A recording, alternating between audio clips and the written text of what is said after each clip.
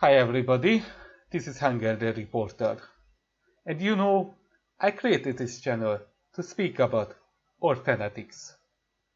But sometimes there is a feminist or an SGV I need to talk about. I'm pretty sure you all know about this woman. This episode comes with a content warning for game footage involving hypersexualized female characters. Oh hi Anita, long time no seeing you. I can criticize your production rate.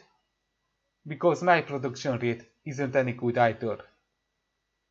But in fact, I'm not the one who got tons of money to produce these videos. So I can criticize your production rate. But I'm not going to. Your bullshit is enough to make fun of. I mean, your last video was fantastic. Really, it is a work of art. It is so full of stupidity than Scrooge McDuck's vowed with money. Let's see it. Let's see it again.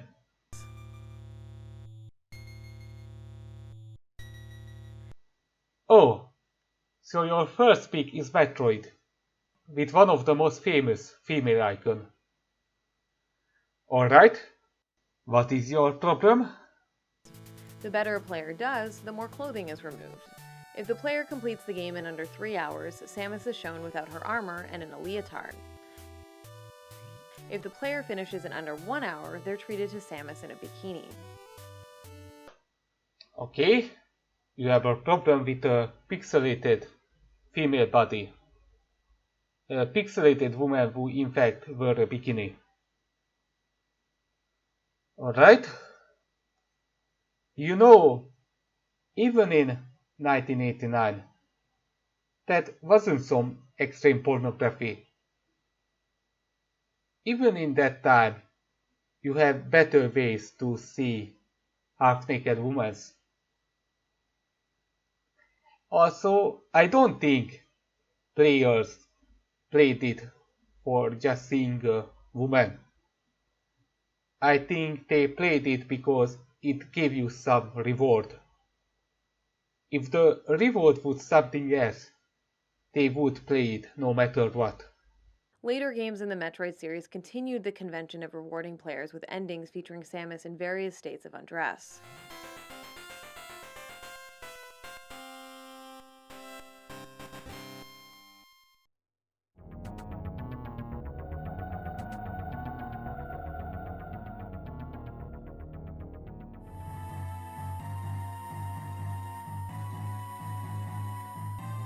So they just continued this feature of the game. A feature which caused no harm. What is your point? In one sense, Samus Aran definitely did subvert traditional gender tropes of the 1980s by taking on the role of intrepid hero. However, she and her body were still presented to players as prizes to be won. The players didn't win anything. They didn't win Samus. They just get an extra picture. We can trace the roots of the women as reward trope all the way back to the beginnings of the medium itself. As we discussed in our Damsel in Distress miniseries, upon successful completion of many arcade games, players were rewarded with the related Smooch of Victory trope, so named for the kiss the hero received as a reward for rescuing a kidnapped princess. Well, that is some shit we need to deal with. Peach kisses Mario, her boyfriend, to the cheek. That is some important issue.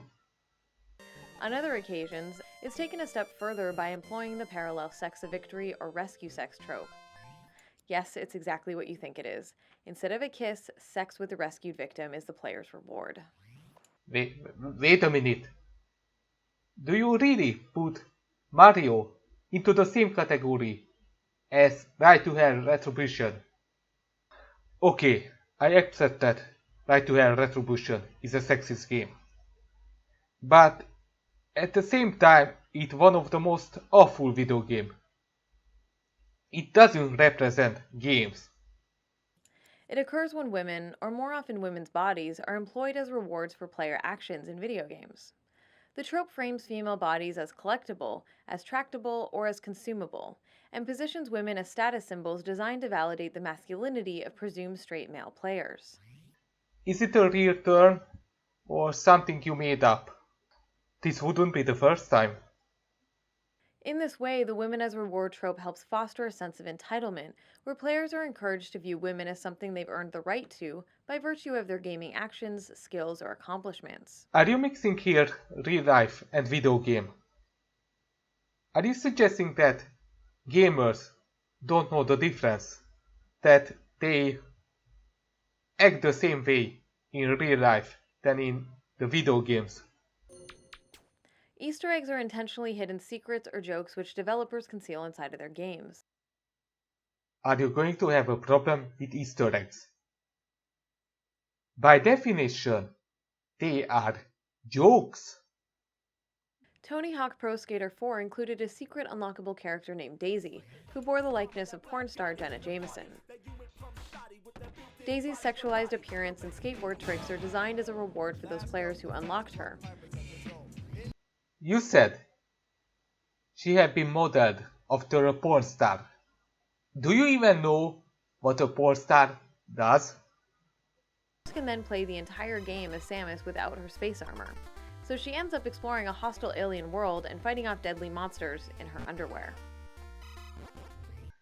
And here we are, with Metroid. Again. And here we are, with Anita. Doesn't know what a joke is. Again. It's fun. It's a joke. It's not even part of the main storyline. Welcome to the HoverCon Intergalactic Hoverboard Competition. There's a bizarre Easter egg in the original Ratchet & Clank. If the player does a series of side flips in front of a green-skinned alien, the woman's breasts will suddenly begin to inflate.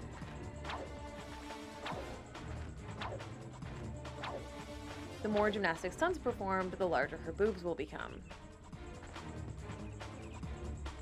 It's still a joke. There are so many women as reward style Easter eggs in the Metal Gear Solid series that it would take several hours to go over them all. Oh, Metal Gear Solid. This is gonna be fun. No, it isn't. This is gonna be painful. The second of these Easter eggs requires players to follow Meryl into the ladies' room and interrupt her while she's changing. If this is done quickly enough, the next cutscene will play with Meryl in her underwear. Oh, the horror! Seeing a woman in underwear. That is the thing we need to stop, right? But Anita, you forgot one thing. Accidentally, I'm sure, not willfully. In the second episode, in one part of the game, the main character has no clothes at all. Oh wait, he is a man. So it's not important, am I right? Of course, Anita, of course.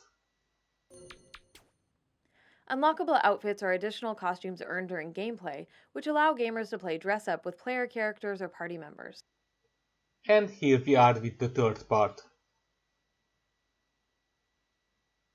Oh, there is so much more. Fetishized bunny, cat, maid, or nurse costumes are commonly used by developers as a way to pander to an assumed straight male player base. Listen, Anita, I'm going to tell you something. Some of the gamer girls actually like these costumes. If they wouldn't dress like that. Here, some picture I made the last convention where I was. Some of these costumes are sexy. I have no problem with that. And looks like they don't have a problem with that either. So, why do you have a problem with that? Why do you want to tell to men and women what they can like and what they can't like? What is your problem? It's important to remember that sexualization is not necessarily just about the amount of skin showing, but is instead connected to the question of whether or not a costume is eroticized for the express purpose of titillation. Hey, why were you wearing that stuffy-looking suit of armor? Oh, You didn't like it? It's pretty sturdy and protects my body quite nicely. See? Look at this beautiful skin free of bruises and blemishes. Very nice. I'm actually worried where my eyes might wander. You don't look all that worried to me. I've just got a good poker face. So you're okay? You don't mind leaving your armor behind? It's sturdy, but it's heavy. Walking around with that on tires me out. Hey, no complaints here. I prefer eye candy to scary armor any day. You know what? I actually found this little clip funny. But maybe because I'm not a stuck-up eurythist like you. As a reward for completing the main game under specific conditions, players gain the ability to shove these female police and special agents into the digital equivalent of those patronizing sexy Halloween costumes we see mass-produced every year. Well, maybe it's mass-produced because there is a consumer demand. Do you think about that? Do you? Alternative costumes for men are rarely objectifying. They're instead presented as tough guy power fantasies for other straight men to identify with. I am speechless. That was one of the dumbest things I ever heard. You saying men costumes aren't sexualized in video games. Meanwhile, you're showing a man who were nothing but underwear. You don't even realize you're working against yourself, do you? Shifting to an example of a game that does alternative female costumes right, Alice Madness Returns features a wide assortment of imaginative, unlockable dresses. You know, Anita, it wouldn't be any less weird seeing a cop in a gothic bunny costume in opposed to a sexy costume. I mean, it's okay for Alice because it's a gothic horror game. But for a game like Resident Evil, it would be even more weird.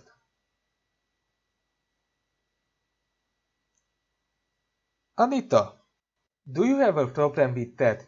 You can see sexy women in video games? That is saying a lot of things about you. In many games, experience points or XP are earned by completing tasks like defeating monsters or finishing quests. Once enough experience points have been accumulated, player characters can periodically level up, making them stronger or giving them access to new abilities. Unfortunately, designers sometimes tie the awarding of experience points directly to sexual interactions with female characters, effectively transforming women into conduits which players can utilize to become more powerful warriors. You know, Anita, if you would have any researching ability, and by that I mean you could at least use the goggle for example, you would know that having sex, having some actual health benefits. So, if a game character gain abilities after he or she have sex, it doesn't as far-fetched as you first think. Yes, it's a little bit weird. But I've seen weirder things in games. Also, you forget one thing. All the game you will mention, in all of them, the woman gave consent.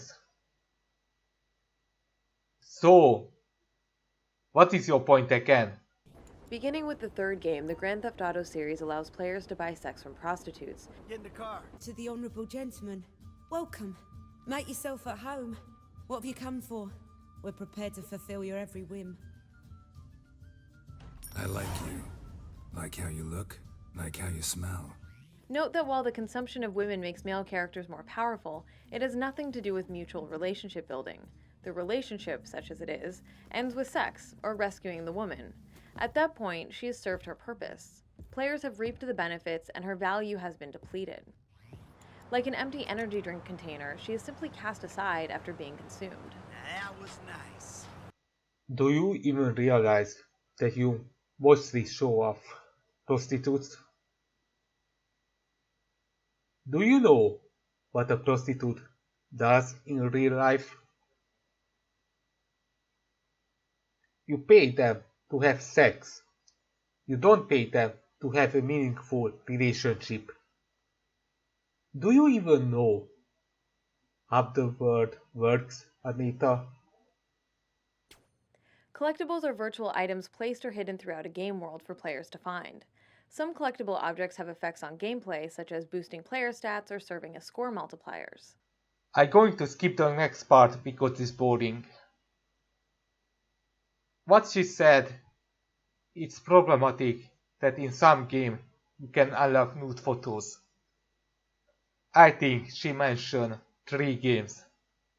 One of them is Mafia 2, where you can unlock real life playboys with real life playmates who probably got tons of money for these photos.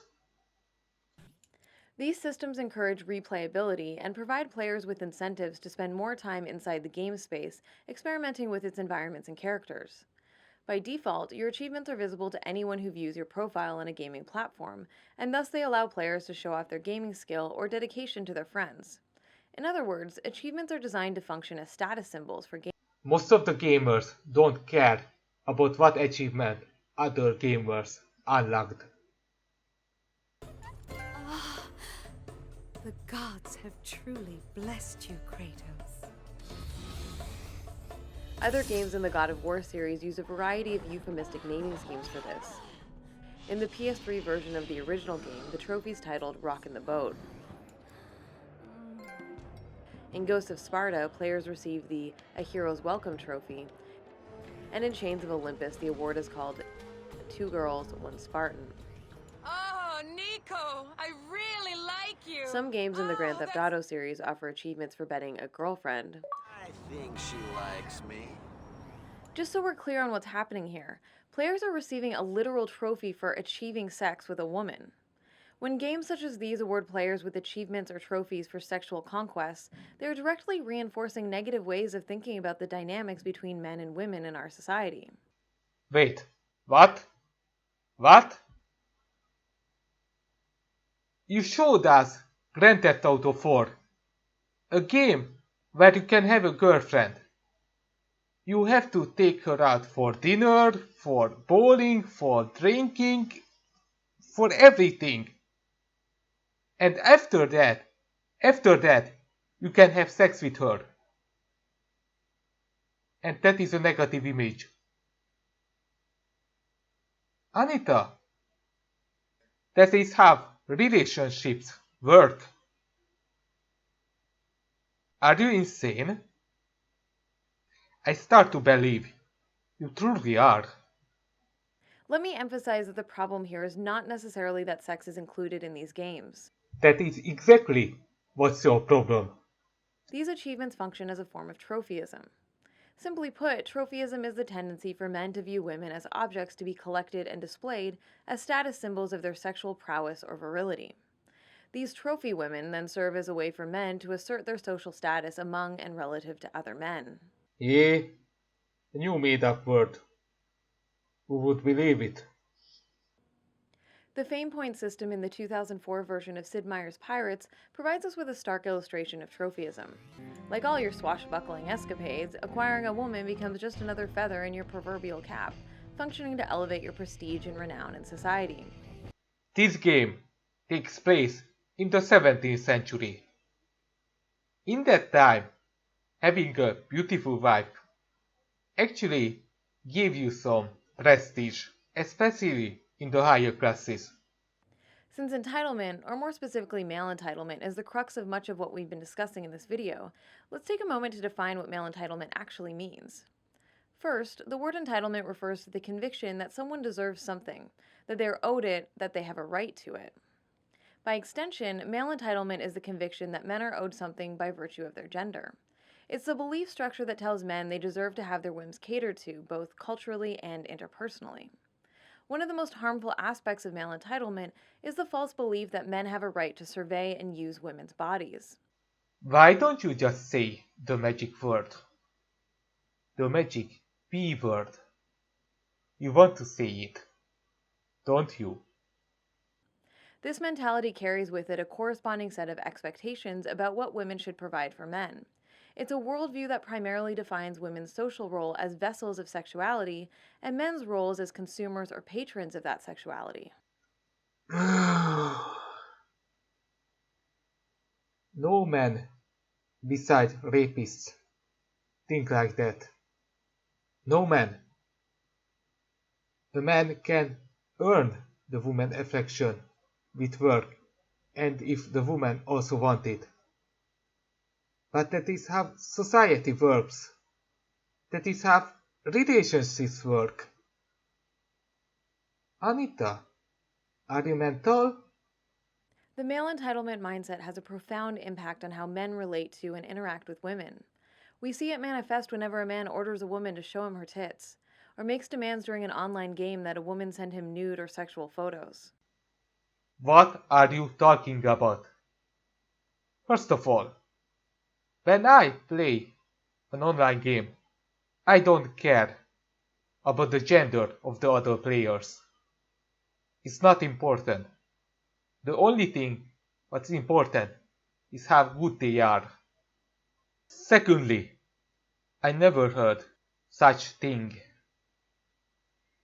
If you say something like that, you have to provide some evidence. Citation, please. We see it in real-world spaces whenever men catcall women on the street. We see it whenever a man gropes a woman at an event or convention. We see it whenever a man expects sex in return for buying a woman dinner. That can be a part of a dating.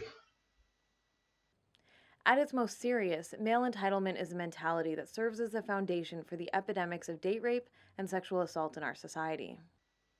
What epidemic are you talking about? Citation.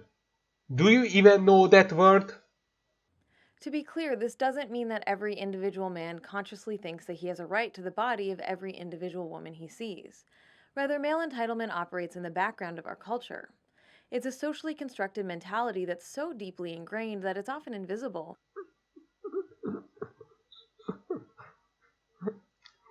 It is so deeply ingrained, it's invisible. You are not going to show us any evidence, aren't you? You know, I normally don't criticize normal religious people. But what you are doing here is exactly like a religion. It is this thing what exists and it's everywhere. But it's so deeply ingrained, it's invisible. The critical thing to remember here is that men are not born with this sense of entitlement. It's a learned way of thinking that shapes the ways men relate to women and women's bodies. I really don't know. What are you talking about here? Do you say that men taught to like beautiful women? Because that's false. It's biology. Or do you think that men taught to be aggressive towards women? Do you speak about the so-called rape culture? I'm going to share you a secret. Do you listen? Do you listen? It doesn't exist. This attitude is taught through a complex socialization process impacted by a whole host of factors. Families, religions, peer groups, movies, pop music, mainstream pornography, and video games can all play a part in the construction and perpetuation of this mentality. So, you also have a problem with music, with movies, with porn? You start to sound like a religious fanatic. These achievements are directly rewarding players for in-game behavior that amounts to sexual harassment. Players are actively being encouraged to think of women's bodies as something they are entitled to interact with. That fact in and of itself is troubling. Troubling. My favorite feminist word. next to patriarchy. But it's just another example of the core problem with the women as reward trope. Game systems are designed to provide feedback mechanisms that either punish or reward players for the ways they interact with virtual environments. Because video games are constructed around these formal input output systems, they can be an especially powerful tool for reinforcing cognitive patterns by modeling and rewarding player behavior. And this is the part where Anita tried to be scientific. In a game, you're not just watching someone else being rewarded with a woman, you, the player, are earning a woman as a reward yourself for the actions you yourself have performed. Yeah, when I playing Grand Theft Auto, prostitutes just coming to my house. Video games are uniquely positioned to provide experiences that do all of these things, because in most games, the player occupies both the role of participant and the role of spectator to their own actions. In this way, the women as reward trope in video games becomes a mechanism through which male entitlement is taught and reinforced in our wider culture. Can you show me any study what prove your claim?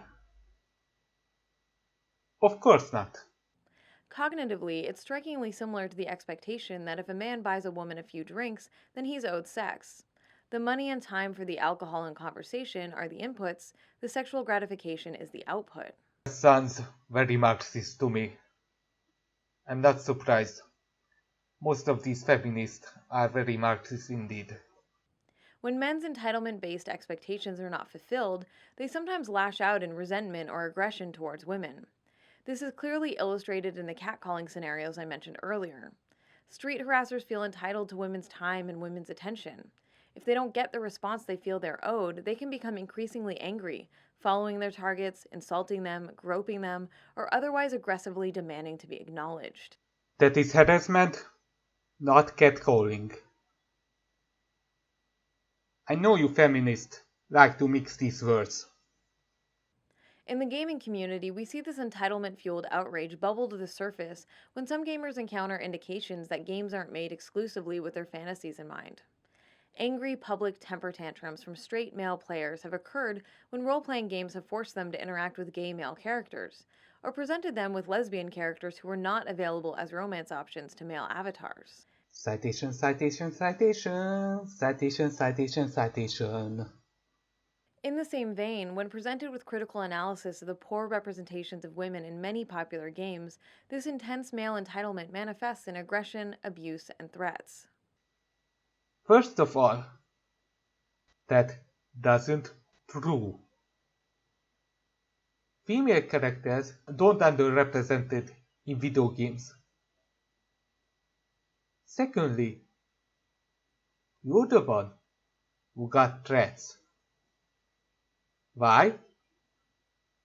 Because you say stupid things. Not because you are a woman. Not because you are a feminist. But because you are a moron. Do I think is it okay to send to you death threats? No, of course not. But you are the villain in this story, not us. The good news is that because male entitlement is a learned attitude, it can, through education and conscious effort, be unlearned. And here it is, her great plan, re-educating people, changing the culture, the biology, the society, the... You know what? That is enough for today. Thank you for watching. I hope you enjoyed it. For my next video, I will go back to my regular territory. I really hope Anita won't make another video anytime soon. I'm checking out.